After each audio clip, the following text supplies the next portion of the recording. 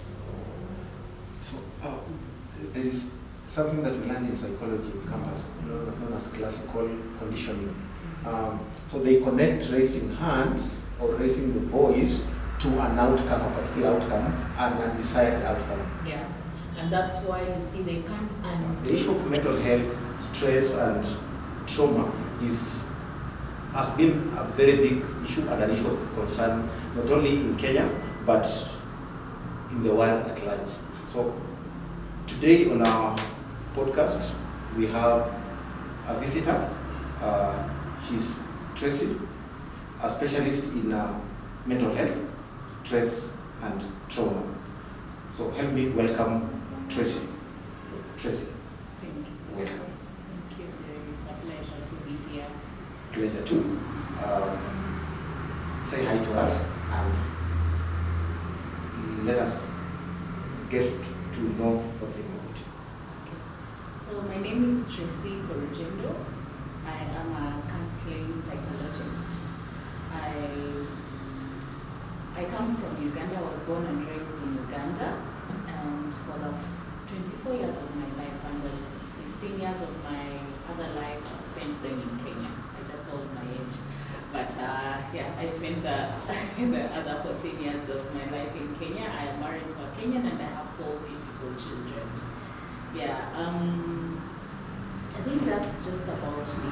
I'm very passionate as a psychologist. I know most times people wonder, do you love your job? I have clients who ask me, do you actually love your job? Is it stressful? But when I'm introducing myself, I always say I'm a passionate counseling psychologist because I do love my job. Yeah, that's just about me. That's amazing. Just knowing that you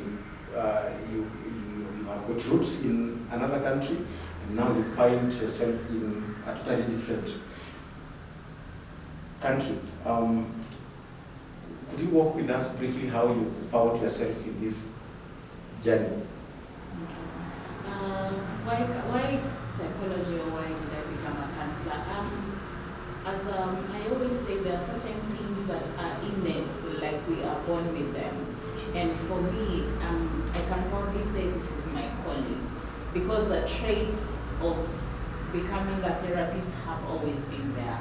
I've always been someone who likes helping. I've always been someone, for lack of a better word, I always say I attract problems.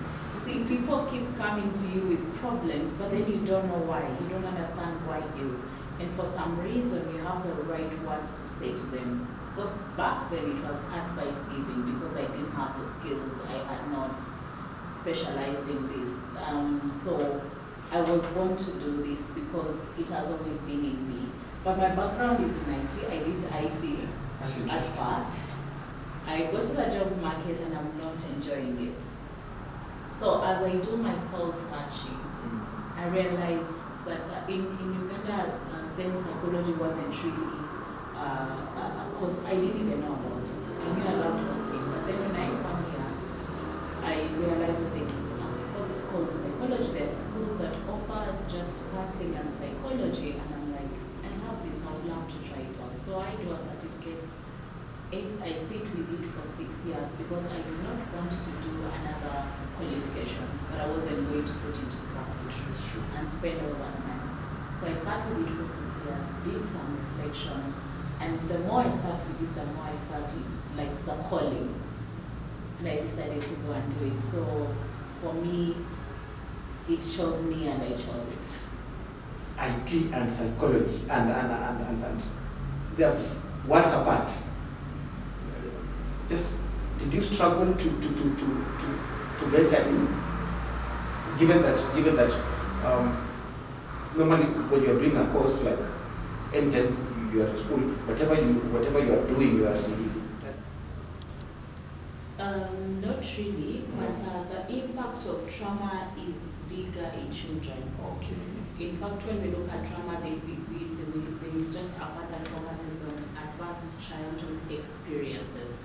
Those are traumatic experiences that kids go through. Because you see, as an adult, now when you go through a traumatic event, you're acting based on your past trauma. That's true. Yeah. So you're already kind of conditioned, you already have a response, because there are traumatic responses. Sure. There are 4 traumatic responses. You either fight, or you flight, or you freeze, or you frown.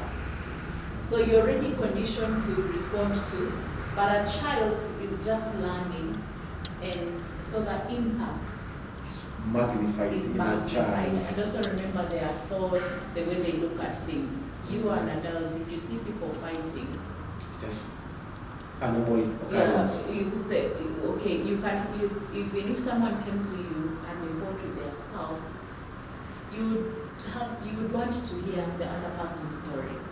I often hear people say in marital fight, everyone has their own story. But for a child, they're just seeing it for what it is. Sure. Thinking these people don't like each other, these people are going to kill each other. But for you as an adult, the way you see it is different. And you react to it differently. Your coping mechanism. Yeah. You will go out for a walk, go watch something, and then the impact will reduce. But for a child, Yeah, and another thing to note is that when it comes to the development of the brain, a child's brain is still developing. For an adult, probably your brain has stopped developing, especially the one that makes decisions. Yeah, so all those come into play. Interesting. Now, I'm particularly interested in the issues of mental health, because for the last, there's been a surge. There's been an increase in families. You see it in families. You see it in working classes in the corporates. So for the last, data say that for the last 10, 15 years, there has been an increase in mental health, stress, and trauma issues. Do we attribute it to something? Are there triggers, are there factors that make the data confirm that? Okay, I think it's more of the awareness. People are now more aware of what they are going through. And then because of the records that are available, so you're able to see the numbers. Then people are able to talk about it, document it on social media. So it has gotten a lot of awareness. Even the stigma that was there then, it's no longer there. So all that brings it to light. Okay. Yeah, it brings it to light, and it's no longer something to be shy of. It's no longer something to keep under the rug. Sorry to cut you short. No, it's okay. Just that we didn't know. It was there, we didn't know. But right now, with social media, with the media, and the awareness that people have, we are able to see it, and that is what is attributing to the high numbers that we are seeing. Yes. Okay. Yeah, of course, also there are lifestyle changes that attribute to the numbers, because, for example, back then, people were growing, there was a community. You had a community, you had community support. But now there is so much change that people feel alone. Yeah, so much has changed. The community kind of belonging is no longer there. The cultures have eroded away. So there is also those changes that are contributing to the increase in numbers, other than the awareness. But lifestyle changes are also contributing. We have the social media. There's so much that contributes to the rising numbers. Okay. In terms of causes, either at family level, maybe we could start with family level, or from the area of experience at family level. What are the common causes of the same stress or trauma? I'll just have to use both words, but yeah, I think for stress, the financial burden of families, there's something we call black tax. Where maybe you're the firstborn child and you finish school and the expectation is for you to take care of you. So that's not traumatizing, but it's very stressful and can cause now that chronic stress. Yeah, and let me just speak one at a time, because they're totally different. Yeah, and then stress, there's the societal pressure. At this age, you should be married. At this age, you need to have kids. House, at this age, you need to have, that's so much pressure that can cause now chronic stress, if I'm to give a few examples about stress. And then now with trauma from family, like we talked about from family dysfunction. Families. Yeah. There are people whose families have caused them the biggest pain, or it's been the most painful place for them, and they can't even go home. There's abuse, neglect, absence of parents, all these things come into play. When we talk about abuse, we're talking about verbal abuse, physical abuse, sexual abuse, all those kinds of abuse. And then neglect, I'm talking about parents who are not present. Yeah, neglect, I think it's still happening, and it has become worse. Yes. Yeah, so on a family level, those are some of the few causes that I can mention. Yeah, also just having a family member who is terminally ill. Yeah, financially it is draining, emotionally it's draining. It actually nowadays it causes fear because that means you know that it's in our bloodline.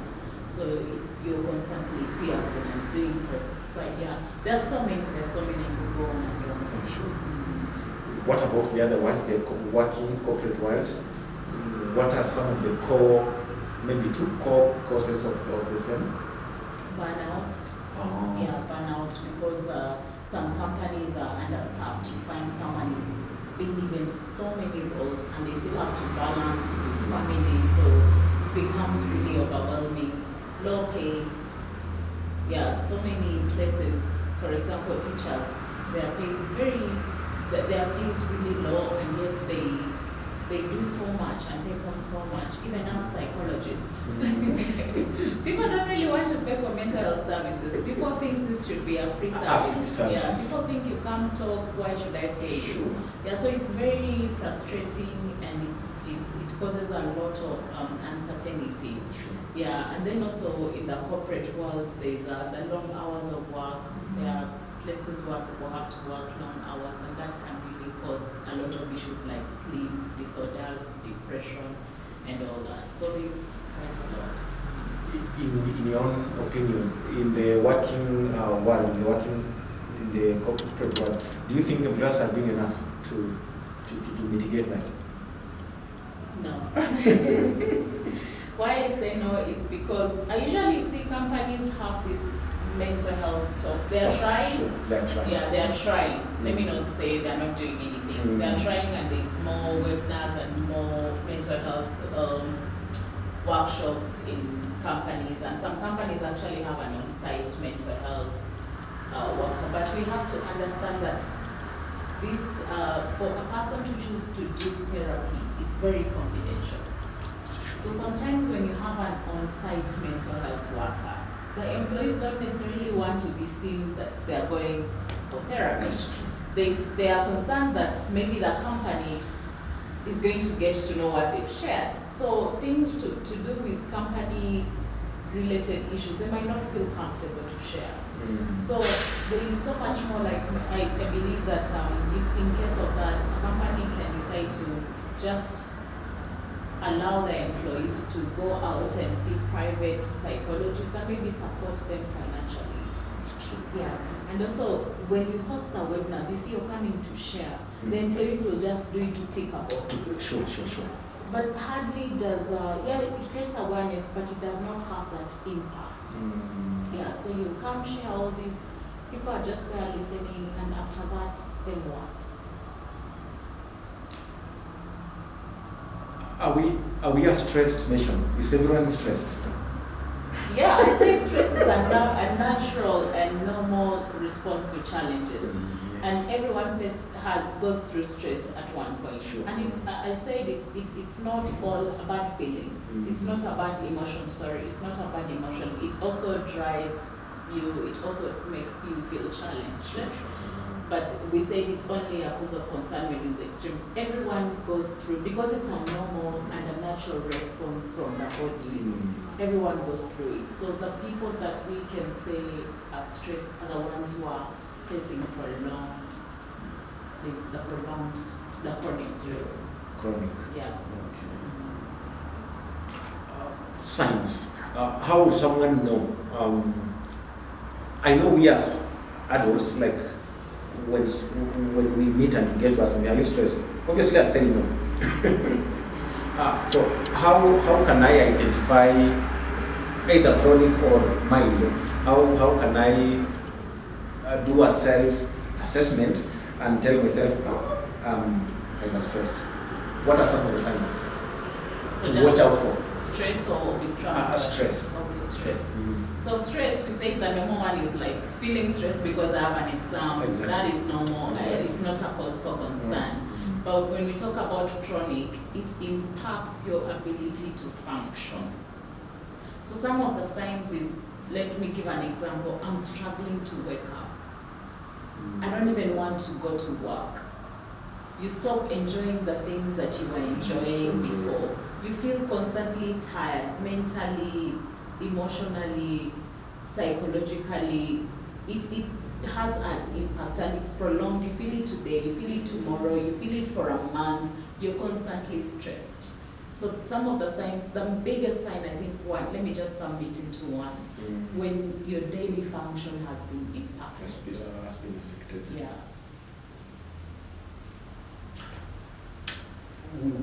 We've looked at, we've had a look at causes.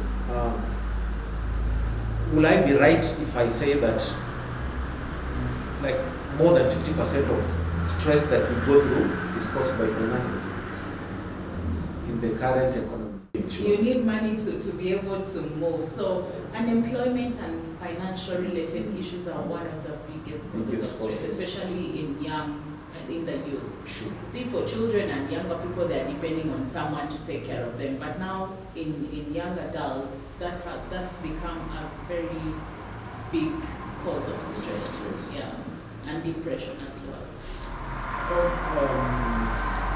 Related on the same, I know we talked about stress and we talked about trauma, the aftermath, and I'm interested in the financial one. Is it possible to say that stress in finance can be prolonged to an extent that it becomes traumatic?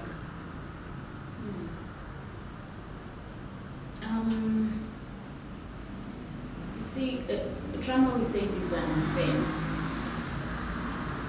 that leads to, like you react to an event. But you see, financial issues, it's not necessarily an event, unless now it can be traumatic if you have a financial wound. I don't know if you know, as someone who educates, that it can be traumatic if you have a financial wound. Let's say when I talk about neglect, maybe you grew up and you didn't even have basic needs. You went to school barefoot. Now that causes some sort of trauma. But now prolonged financial stress leads to other things, because you see, when you're stressed for such a long time and it impacts your daily functioning, it will lead now to mental illness, such as depression, anxiety, and for some people they will become suicidal, which is when you're suicided, it's part of depression, it's the end result of prolonged depression. So I wouldn't say it can cause trauma, but I would say it can cause chronic stress, which would lead to other mental health disorders. Yeah. Different people raised differently. Our culture, does it have an effect or an impact on how we handle whatever we go through in this field? And if so, how? For example, if my parents, we talked about awareness. If I have been brought up in a family or a setup where parents or people that were close to me were stressed, or they had issues that they did solve, and somehow I've been brought up in that upbringing, is there a way that the culture and the environment can affect how I personally handle the issues that I go through? Yes, definitely. Because it plays a crucial role in who we are. Culture and environment. That's our upbringing. That's the foundation. So you carry it with you. So when you grow up in a family that's chronically stressed, that means that verbal expressions are speaking stress, and that's what you learn. Remember, you're being conditioned and you're learning. So when you talk, I heard you say if you grew up in a home where your parents are stressed, it can impact you. So depending on how they handle the stress, because when you talk about culture then promoted secrecy of struggles. You can't go and tell, you can't talk about it. This is our family secret. Sure. So you learn to keep it to yourself and you drown with it because you're supposed to keep it secret. Culture promoted being strong. Don't show that you're weak. So what does that speak? What are you learning? And when you face it as an adult, are you actually going to talk about it, or you are conditioned to keep it to yourself, to man up for men? I know it's mostly common in men. You have to be strong, you can't show weakness. You can't cry. Yeah, you can't cry. So that's what you've been trained. So that's the impact it has on you and how you handle your own. Yeah. You mentioned men. I know you might handle it somewhere, but you mentioned men. The statistics show that the men gender are more affected. Why is it so? Okay. I think both genders are affected, but for men it is so because of that toxic masculinity. That toxic masculinity, a man can't cry, True. A man has to be strong, a man can't share, it's a sign of weakness. That's what makes men suffer. And even the highest rate of suicide is in men. Depression is men. It's because of that conditioning, of that toxic masculinity that has been promoted. And we are still doing it in our young boys. But for women, it's okay to share. It's okay to cry. It's okay to talk about your challenges. It's okay to seek support. Yeah, it's okay to be in a group of other women where you share your parental challenges. Do men have that? No, we don't. So then what do you expect? For a parent who is raising a boy child, now that we are here, we are in the heat of the moment, I'm raising a boy. My son is 5 years old. What will you tell me to tell him? When he feels like crying, I shouldn't tell him, boys shouldn't cry. Can I ask you something back? Let me reflect. Oh, please back go to you. ahead.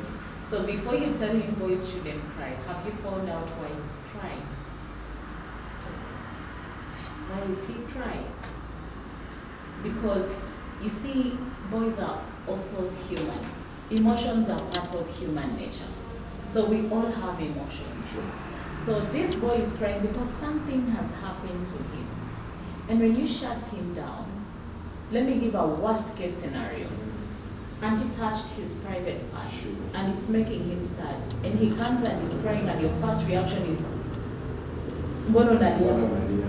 Can you keep quiet, men, don't cry. You've not explored. You've not asked what happened. So he shuts down. Sure. It keeps happening. It keeps happening. So this boy has been molested. He can't share with anyone. And when he grows up, do you know what's going to happen? Sexual addiction.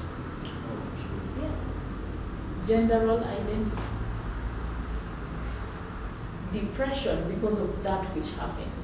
So we are so quick to tell the boy to be strong and not cry, but we never ask what's wrong. Sure. But when a girl comes crying, "Mama, what's wrong? Are you okay?" Because she's a girl, she's fragile. Your boy is fragile as well. He has emotions. The most important thing is to know that the same emotions I have are the same emotions you have. Sure. Okay. I feel sad, you feel sad. I feel angry. There is no specific emotions for females, and there is no particular emotions for men. We need to recognize that as we raise our children. Naturally, on the same, just allow me to dig deeper. It's okay. Naturally, women are outgoing. Their ability to bond, even with someone they don't know, their ability to bond and get going is very different as compared to men. I would sit in a corner and just keep quiet when other men are in the room. Now, as much as that might be tied to personality, it's also just because we are kind of different. An average man speaks less words as compared to an average woman. So does that in a way favor women in how they handle whatever affects them? Because when I put here two other ladies, it's very easy for you to get going with them. But for me, I'll first weigh niongee na yeye ama nisiongee na yeye. So does nature somehow favor women when it comes to stress and trauma? If you look at it from that angle, just a small percentage favors women. I wouldn't say so, because women also speak up and get the wrong advice. Women also speak up and they confide in the wrong people. Yeah, so and I wouldn't say all women are outgoing, and I know women who are introverts. They go to work and go to their homes and they don't want to go and socialize. Of course, conditioning plays a bigger role, because you grow up seeing your mother going to chamas or going to church and talking to other women. And as a boy, you grow up seeing your father driving you to church or taking you to church, and when church is done, while your mother is socializing with other women, you're like, let's go home. Yeah, so that plays a bigger role. But also, I feel like for the men need to be brothers keepers. Because even when you are able to tell something is off with your friend, you don't dig deeper. Sure. I did my practicum in prison, a men's prison at Nairobi West Prison. And there are men who've made mistakes and wished they had a friend to guide them. And that starts with the fathers. How are you raising your boys? As a man, what are you telling your son? Do you have conversations with him? When you have conversations with him, he will learn that it's okay to sit down and have a conversation with a fellow man and share and express. So no one teaches the men to be brothers keepers. What I see common when I was working in prison, what I saw common is when you go and tell a fellow man, let's say he takes some alcohol. When you share an issue, they're like let's say a marital issue. Oh, I'm having this issue with my wife.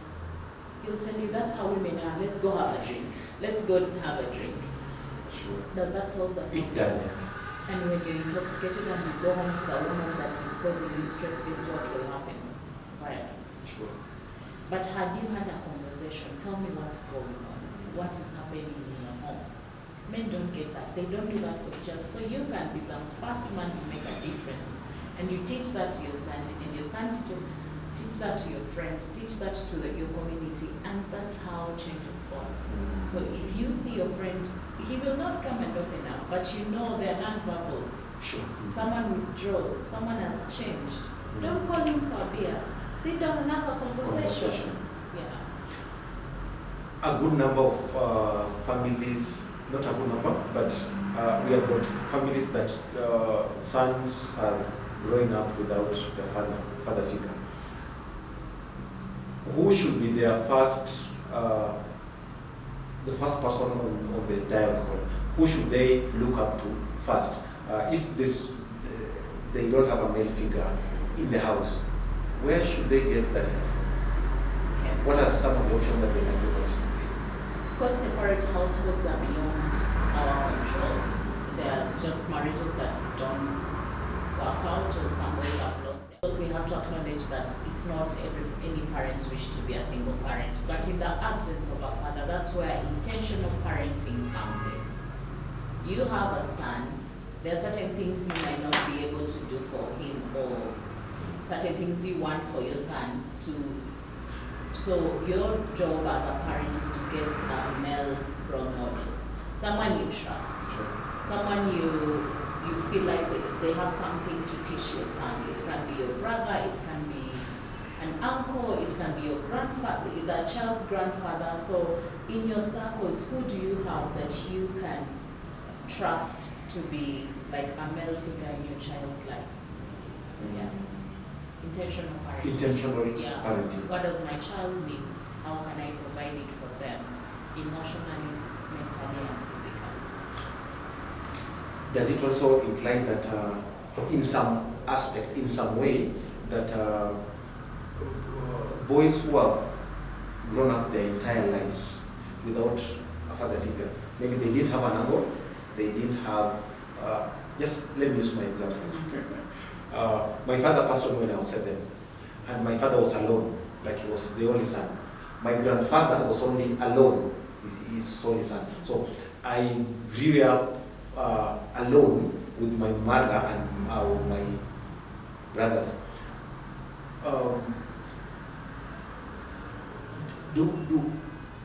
But I got to learn. When I was in campus, I took intentional classes. I was very intentional in the kind of man that I wanted to be.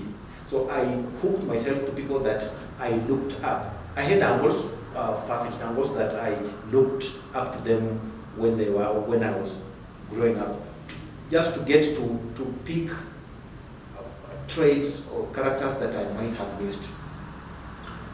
And so, does it imply that if someone won't have a male figure, a father figure, across their lives, the chances of them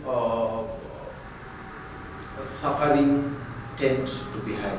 Because as a man, the thing that you look up to in a man, a father, an uncle, the thing that you look up to. So if you don't have access to these people completely, psychologically, is it true to say that the thing that you grow up not knowing and missing, and later on they will have an effect on you? I wouldn't say, not necessarily, because I've watched firsthand people who have fathers, but they are absent, and their presence causes more pain, and they wish they did have their fathers. Oh. Yeah, I've dealt with that in therapy, where people would say, I wish my dad was dead. I wish my dad was not a part of our lives. And I've had people who are glad that their parents separated. So when I say not necessarily, I can also do a bit of self-disclosure. My husband did not grow up with his father, but he's turned out to be a great man, and he didn't even go for any classes. So when something happens to you, you either choose to learn from it and do better and educate yourself. Because we say yes, get a male role model for your son, but sometimes they are not there. Sometimes you can't trust anyone with your son. Sure. So you do the best that you can by teaching him what a man should be from what you know. And then when you plant that seed, as he's growing older, just like you, he will also do his own due diligence. So it's not a must that the absence of a father means that you're doomed for life. Yeah, definitely there's a difference between someone who has a present father, but it's important to know that there are also fathers who are present physically but absent emotionally. Yeah, or there are some who are present but they're addicts. Sure. Yeah, so I wouldn't say that on a scale of 1 to 10, if you don't have a father, you're doomed. 8% of your life is doomed. Yeah, I've seen great men turn out. I've seen men turn out to be great even without fathers, like now, like some of my husband. Sure. You forgot to mention me. Oh, and you. And you, Cyril. Circling back on the same relationships, marriage and courting, dating. So at the end of the day, if it's not resolved, it will show up either way, at some point, either in dating, marriage, or in any other relationship that you find yourself in. Yes. And if unresolved, to break the other person. Yes. If I did that intentionally. Now, we are in a relationship, and I am broken. Not broken, I'm like. Yeah, you're using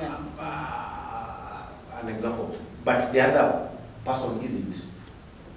How, now for the person who is not, how should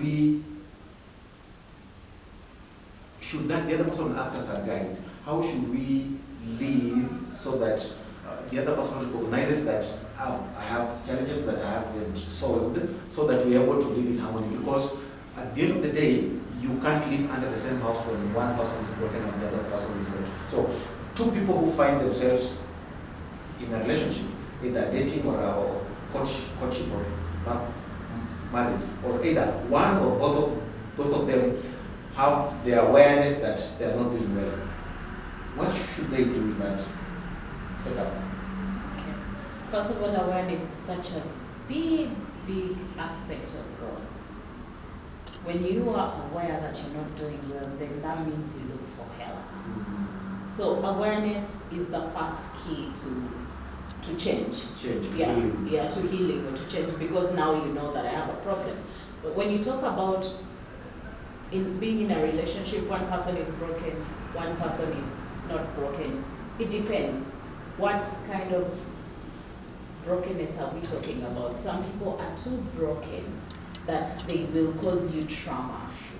So sometimes it's good to remember you're together, you're going to bring children, and even if you're okay, you're healed, let's say if this person is too broken to an extent of abusing sexually, emotionally, physically, that is too broken, especially for physical abuse, because we've seen how that ends up, even verbal abuse. Yeah. So it's important to, when we are talking about how can you support the other person, we look at how broken are they, and are they willing to receive the support. Actually, healthy relationships can heal a lot. Like if you have an attachment issue and you get into a healthy relationship, naturally it can heal you without even noticing. But then if someone is way too broken, that means actually broken people are always in defense mode because they are trying to survive. So for them to be open to receiving the support, it becomes very difficult. And you know how it goes with relationships. It's like your spouse can't tell you, can't give you feedback. It comes off as criticism. So even when you talk about help, it depends on where the person is and are they willing to receive it from their spouse. Yeah. In personal finance, we normally say, during courtship, when you are dating with someone with the intention of spending the rest of your life with them, you have to know about their finances. Do they have prior debt? How is their money psychology? Would you advocate that people look into the issue of mental health where they are courting, so that they get to understand where am I coming from, where are you coming from, so that things don't erupt when they're in marriage? Would you advocate for that? Such that it comes up as a conversation? Yeah, 110%. It's actually one of the things I've thought so deep about. We need to come up with preventative measures. And when couples are courting or dating or preparing for marriage, I have seen the kind of premarital counseling that is done. I attended premarital counseling. I don't remember a thing. Sure. Yeah. I don't think I was listening. I was doing it to tick the box and get married to my husband and go live happily ever after. But if we want to change it and make it therapy, where we are getting these couples, we are not teaching them, this is how you communicate, this is how you handle your finances, but we are actually doing personal therapy for each one of them and mending their wounds. And after that, we come and teach them now the communication skills. Because you're teaching someone communication skills who's wounded. There's nothing you're doing. And you're teaching them together. They both have different, so there's nothing you're doing. Can premarital counseling actually be premarital counseling? Let's say you're talking about money, you're teaching them how to use the money. Do you know their relationship with money? No, you don't. You're just teaching. You don't. It's like teaching a child who has a learning disability. You teach, they don't grasp the things, you punish, and they have a learning disability. So it's the same thing. You're teaching these couples how to live happily ever after, and they have disabilities. You've not given them you've not done the due diligence, you've not done the groundwork. So it's like putting a band-aid on a wound and covering it up. So before we even think about counseling, as people who are dating, they individually, they should try to identify themselves.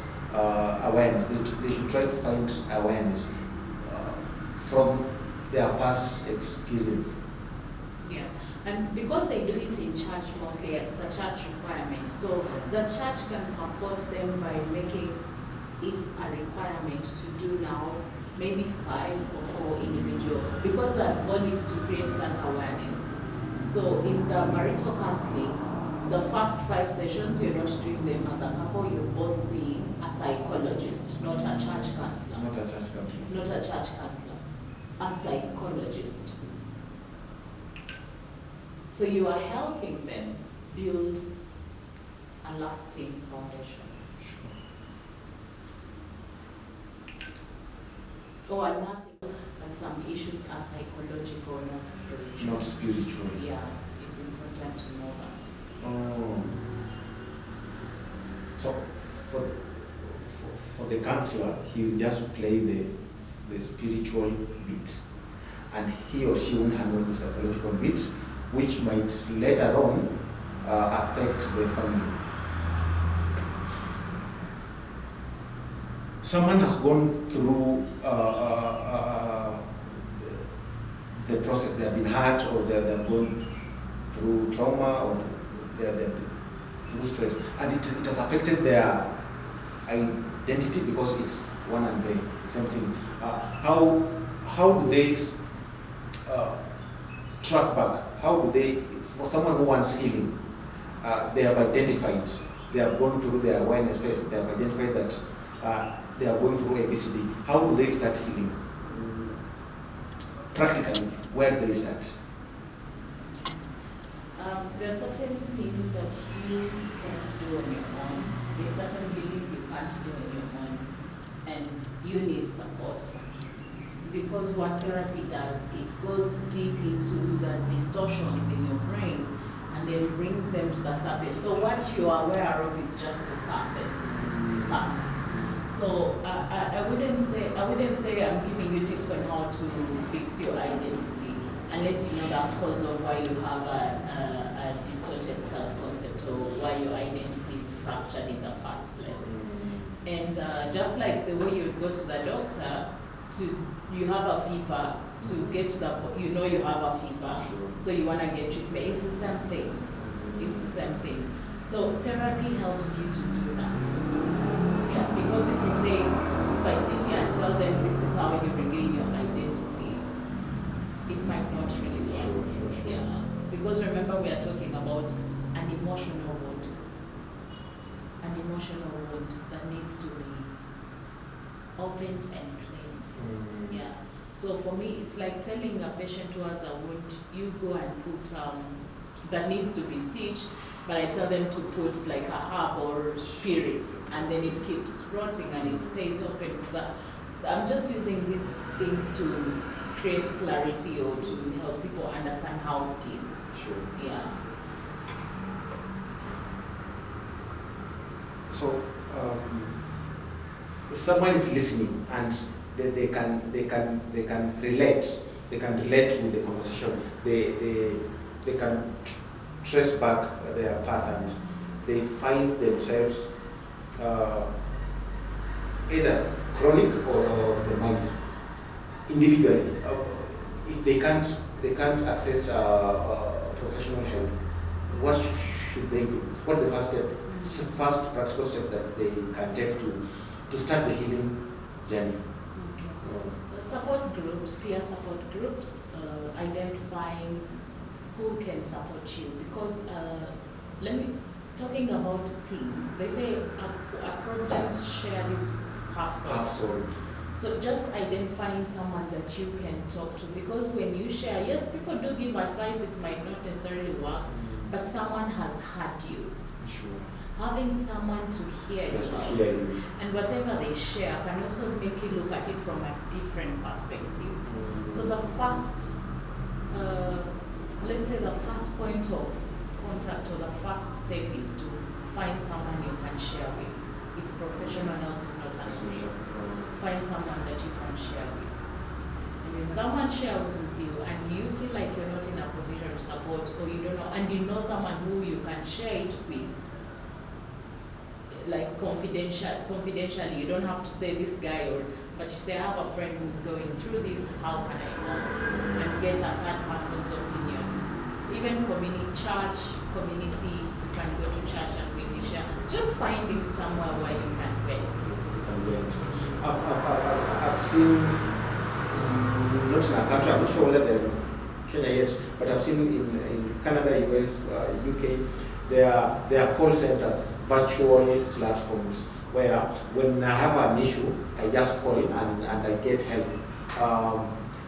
Now, I've not looked for those such like services in Kenya, but do they exist? Where someone can just call, they get someone on the other end, they vent out, they talk about whatever issues that's affecting them. Do we have such like in Kenya or in Africa at large?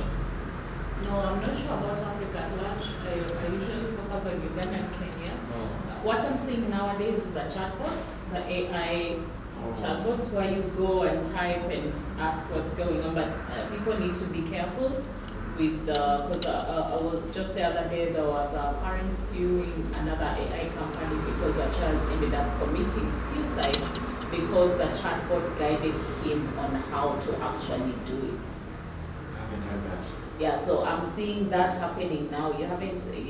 So for me, I think because it's my field, so I get to see this information. And it's not just one child. There's also been another case. There's been other issues where a story came out and the child was telling the chatbot that I'm feeling really stressed. Tell me the tallest building.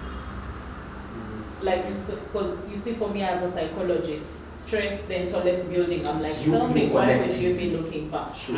But the chatbot will just answer depending on what you feed it. So that's what I'm seeing happening now. I know there are call centers like for suicide prevention and so many, but to be honest, from some clients that have come to me that say they tried to call, they say that there was no response, or they were just in the middle of distress and no one picked, or someone picked and said, let me call you back. So I wouldn't say for sure that there are places you can just call and talk about your issues. That's why I'm opting for look for a friend, church, community, or whatever support system you have would be like more conducive. I was asking because last week I attended a meeting with someone by the Ministry of Health. There's one, but it's not a call center, it's a chatbot. So it's the same. You get to chat and you are told, like, do ABCD, but still it's a chatbot. What should someone expect? Like, you will, when someone comes to you, to your office, or you will give them your phone number when they want help. What should someone expect when they visit a therapist? Okay. First of all, people think when you go for therapy, something is wrong with you. You're about to run mad. Like, it's that bad. But I want people to know that therapy is not for the weak. Therapy is for the strong. It's for the people that want to grow. It's for the people that want to be a better version of themselves. So when you come to therapy, mine is to offer a safe, non-judgmental space and to support you to process your challenges. We work together as a team. We set goals, achievable goals, and achieve mental wellness. I'm not going to advise you. I'm not going to tell you what to do. I'm going to support you and offer you a space. It's easier to tell a stranger your challenges without seeing or holding back than telling someone who knows you. They worry they'll share. And therapy is very confidential. We don't share. Even if we shared like your story, I would share it confidentially. I would not go and say, Cyril said this. I would not use names. I would just say, I was dealing with a client and this happened, and brief details. So it's a very confidential, safe space. You get the help that you need, And if I don't work for you, you have the right to look for someone else. And there are also quirks in our field. You have the right to ask to see the paperwork, to ask to see the license. There's nothing wrong with that. Because I also know, I've had people say therapy is fake, it's because sometimes people go and see quirks. So if you walk into an office, we also have licenses. This is just for the people that are looking for therapy. So that you make sure that you're seeing a professional. Yeah. So you can ask for a license. You're allowed as a client. Can I please see your practicing license? Yeah. And sometimes it's hung in the office. Yeah. So that you know that you're dealing with a professional. And if someone doesn't work for you, you have the right to terminate and go look for someone else. Yeah. Because you're spending your money. Now, as much as I understand that you won't tell someone what to do or how, you leave the decision you leave them to make their own decision. For someone who is broken, like maybe they were at the verge of jumping from a building, so their ability to make decisions is tempered and is affected, and you are in a session with them. Would you still depend on their judgment, or you will make professional decision for them? That person, you will still trust them to make a decision. So therapy, you won't come and we tell you make a choice. Remember, this person is about to jump because of underlying issues. So we go back to those underlying issues, and then we bring them to the surface. When we bring those issues, that's processing them. We are processing them, what's going on. We are challenging them. Most of the things we believe are not even true. I'm a failure. Are you really a failure? Or have you focused your success on not becoming the CEO of this company? But where you're seated, you have a position. Why CEO? And if you don't get it, does it mean you kill yourself? So isn't that something that needs to be challenged? Don't you have a distorted definition of success? So we go back to what is causing the suicide. Once we address that, we create mental clarity. And once you create mental clarity, you make a decision. So it's a structured process. I can't make a decision. What if I make a decision for my client and it does not work? The liability is on me. Therapy is not a place where, and I would cripple my client. So that means every time they want to make a decision, they are calling me. Therapy is supposed to build resilience and make someone a better version so that they learn to cope, they learn to make. So when you talk about decision making, that's what trauma does. Trauma impacts the part of our brain that makes decisions. So it's completely distorted. And that's why some people make the same mistake multiple times. That's a sign of trauma. If you do keep repeating, it's a sign of trauma. Okay. Yeah, so the fact that their decisions they're making, we already picked that. Yeah, we already picked that. So, yeah, so that's the difference that it makes. So when I talk about it, I'm not making a decision for someone, it's because my approach is not to cripple them and make them dependent on me, but to empower them by addressing the root cause of their issues. I'm thinking that you brought it out well. The thing is empowering the person so that in the midst of whatever they're going through, they're able to, you create awareness, and then you empower them to know what is happening, and from that, they're able to make their own judgment. So that you are there to guide them, and but at the same time remove the dependency aspect so that they're able to make decisions on their own, not to be reaching out to you every time an issue occurs. Yeah. So let me just highlight this because suicide is a big topic of concern. When we get clients who are suicidal, that's an area of therapy where we don't maintain confidentiality. When someone is suicidal, we break confidentiality by getting a support system for them. but they choose who they want to support them. But if a client comes to me and they're suicidal, I cannot keep it to myself, because when they leave the session and go home, they need someone to know that this is where they are. Sure. And some clients, sometimes we admit them for close monitoring. Okay. Yeah, but suicidality is one of the places in therapy where we don't keep it confidential. We get someone to support you, but you choose. You choose who you want to be contacted and who you want to be your support system. And now we keep it now confidential between your support system, me, and you. I've just double clicking on that.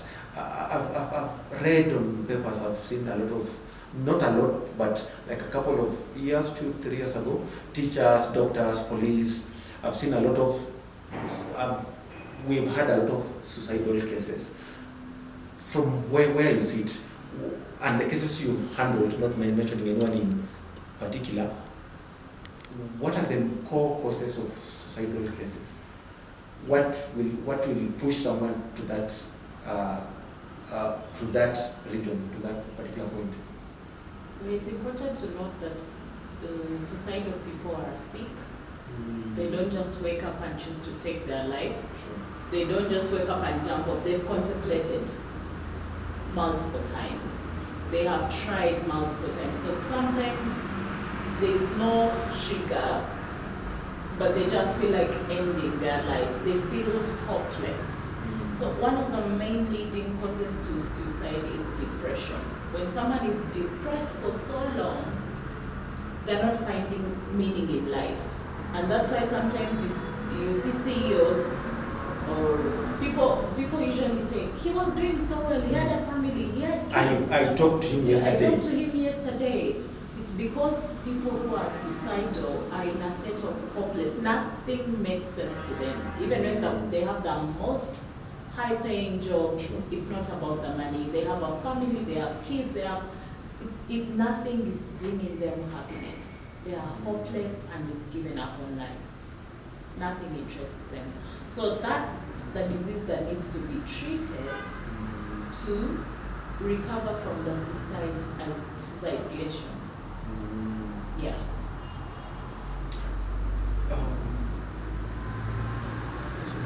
So for someone, but these cases are still redeemable.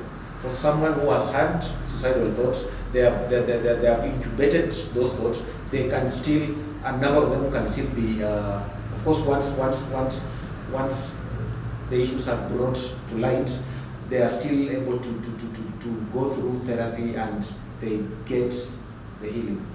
Yeah. Do we have, do we have suicidal issues recurring again from the same person? Like someone had suicidal thoughts or struggles, they sought therapy, they went through the healing process, and then those thoughts reoccurred again. Have we had such like? I haven't had such a case, but we call that relapse. Oh. Yeah, it's usually, relapse is not only for addictive substances or substances. Any kind of behavior, you can have a behavior and you stop doing, let's say gambling. People relapse, you can be addicted to gambling, you seek help, you overcome it. 4 years later, you find yourself relapsing, so the same thing. But you know what the difference is this time? And it's part of recovery. Relapse is part of recovery. The difference this time for a suicidal patient is they know that there is help. Okay. Most of the ones that go ahead and do it, it's because they think there is no help. They think they've reached the end. Yeah. So this time they know that there's someone I can call. My psychologist helped me last time. Let me discuss. And also we do not stop therapy until the client feels like I am okay now. So it can go on even for months. Okay. Yeah, so we don't decide, okay, now it's a client who decides, let me try and better now. Yeah, and also if it's your client, if it's reoccurring, you're able to see, because the there's withdrawal, we call it the unspoken communication. You're able to see, and remember we said for suicide there's a support system. That support system is also able to notice a difference and communicate that. When someone is healing, circling back around the same society, but generally when someone is undergoing healing, what role do family, friends, and close workmates maybe? What role do they play, or what role should they play? Once they discover that someone has gone through a traumatic experience and they're healing, what should someone do without me being asked? What should I do? First of all, it's important to know what the person is healing from to prevent triggers. So the family needs to know. Most cases, if it's a family member, then we end up doing family therapy to teach them how to support the person. Or when I deal with the youth who are depressed, I always bring in the family to teach them how to